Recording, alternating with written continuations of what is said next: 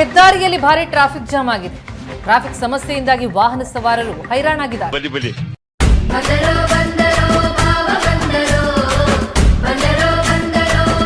ಬೇಕು ಅಂತ ಬಂದದಲ್ಲ, ದಾರಿ ತಪ್ಪಿ ಬಂದದ್ದು.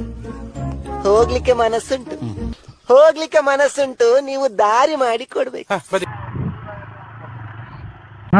ಮಾಡುವರು ಸತ್ಯದ ಹಾದಿಯಲ್ಲಿರುವಾಗ, ಧರ್ಮವೇ ರಕ್ಷಿಸುತ್ತಿರುವಾಗ, ಈ ನಾಡಿಗೆ ನಾಡೇ ಹಿಂದಿರುವಾಗ, ಕನ್ನಡ ನನ್ನುಸಿರಾಗಿರುವಾಗ ಯಾರು रुको जरा सबर करो.